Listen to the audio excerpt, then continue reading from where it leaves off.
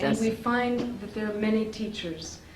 How do we recognize those teachers that you might call fraudulent from the real ones? It's so difficult because they all seem to be able to inspire us in certain ways and give us experiences. How do we know who is teaching something that's true and who is being deceptive? First and foremost thing is, anybody who lives on your earnings is not a guru. A guru will never live on the earnings of his disciples. But here there are people who have built palaces, bought aircrafts and cars and this. I mean, this is something one should understand. It's so open to you to understand. I mean, I cannot understand more obvious thing that this one is, that it's a parasitic living, and you cannot have a parasites as your gurus. They can be parasites, but not your gurus. That's one of the things. And if you can, I mean, you can retain some people, you know. If you want, because you are rich people, you can retain some. That's a different point. But you cannot have them as gurus. Guru has to be a higher personality, you see. Now, you have seen Christ was such a great incarnation. He didn't take any money from anyone. He was a carpenter's son, and he used to do carpentry himself, and he lived like a modest man. He never lived with big cars and big houses. It's not necessary, because such a person is himself is a very big king, you see, like a big emperor. He doesn't need anything. An emperor doesn't need anything, because nothing can give him comfort except that he himself is in complete comfort. So such a person doesn't want anything. So you must see that such a person has no needs of comfort at all. He can sleep on the grounds, he can sleep anywhere. Now, in this life, I should say I come from quite a wealthy family, or married to another wealthy man. You can say that way, according to your own relative ideas. But to me, I can sleep anywhere. I have no problem. I have no problem of food, no problem of sleeping anywhere, no comfort. And I find it is beyond my self-respect to live on the earnings of others. It's not a problem. But you are my children. Supposing now you bring a flower to me or something, it's all right. But I can't have a palace out of your money and all this. It's absurd, absolutely absurd. So this is one thing one should know, that it pampers our ego, that we can purchase our guru. We can purchase our self-realization. You see, this is a very subtle pampering, and that's how people accept. You see, they don't want to accept a person who says you cannot offer anything, it's too much for them.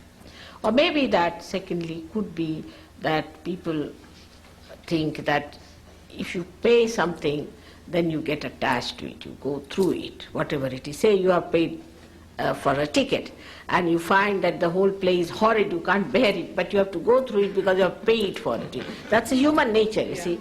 That's a human nature. I have seen that they do it, and that's what it works out. But this is very gross level, I'm telling you. But another should be that in these modern times it is promised that you will become prophets. You have to become prophets. So you must see, have you become prophets out of these? It's easiest is to see the disciples of this man. Any XYZ who says he's a guru. Now what is happening to the disciple? Is he a free person? Has he got any knowledge? Has he got any mastery? What has he achieved by being with that person? Now you have seen here there are Sahajogis, one better than the other. You talk to them, they are knowledge. Some of them have met me only for say 8 days or so, they have become knowledge. So what have they achieved, you should say? What is their style of life, their pattern of life, how they behave? And there cannot be any privacy about it. You see, like mafia, you don't tell that and you don't say that and you shouldn't do that. Of course, in Sahaja, the truth is exposed gradually. But it is not like this that if you give some money, nobody knows. Everybody knows everything in Sahaja. You see? Now, supposing we have to build an ashram, say for example. All right, you build your ashram, you collect your money, do what you like and know about it. I have nothing to do with it. Also among yourself you should know how you got the money, how you spent it, what is the expense and all that. Because ashram you can pay for, but not for your realization. And this is one thing, it's very important, that what you get out of it is important, that you should become a prophet. Have you become a prophet? Then thirdly, you must know that if you are going from one to another, what we call guru shopping business, that means you have not found it. Otherwise you would just settle down. But some people are so weak that they do settle down with one and are finished with them.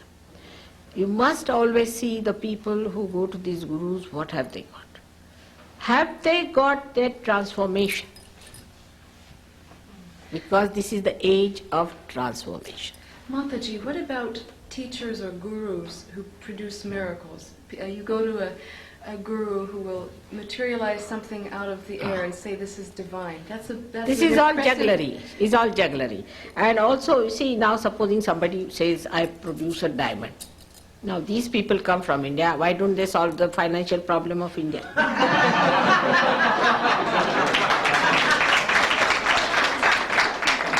Secondly, you see, at every point they can be challenged. You should say that all right.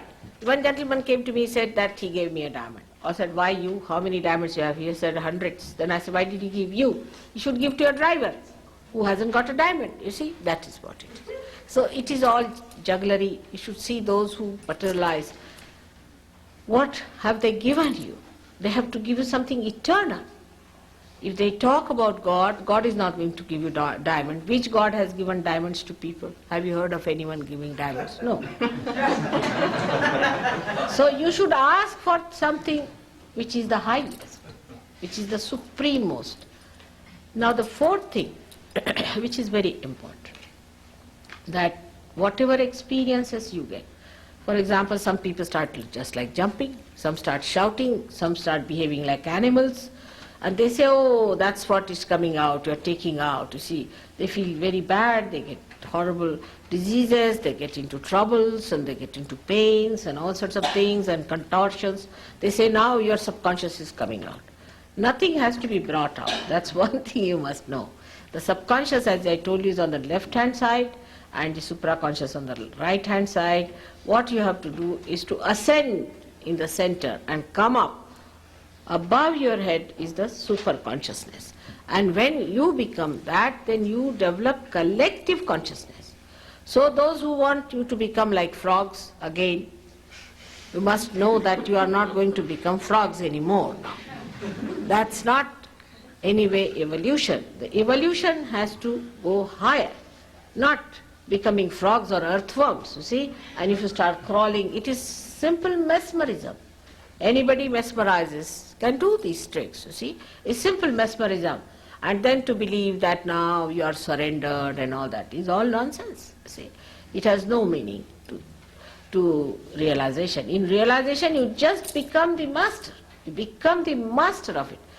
There are many people in this country who came and lured you by their talks also, talking big about Brahma, Atma Tattva, this, that and everything. That is not the way you can, that is what is just the pendulum moving from Christian sermon to Hindu sermon, and from Hindu sermon to Islamic sermon, from there to the Rabbi sermon. You see, it goes on like that, you see. That's not the way. You have to rise higher within yourself. And that's why those who lecture about these things are really sometimes can be very, very dangerous. And so many have died of cancer, this, that. I don't know what to say, that people who go to these people get into very bad troubles and suffer so much. And then on top of that, when all this happens, they say, you must suffer. That's a very good excuse, you must suffer. You must pay to suffer. You pay money to suffer. And then people go on suffering. Now one thing I have to tell you, that Christ has suffered for us. We don't have to suffer anymore. Those who deny his sufferings will have to go for suffering. All right, have it. But he suffered for us. There is no need for us to suffer anymore. When he is awakened within us, he takes away all that is our ego, means our karmas, our superego, that is our conditioning, completely removed, and you become one with the divine. There is no need for anybody to suffer. And this idea of suffering is all nonsensical. You should not suffer at all. Good. I'm glad it's over.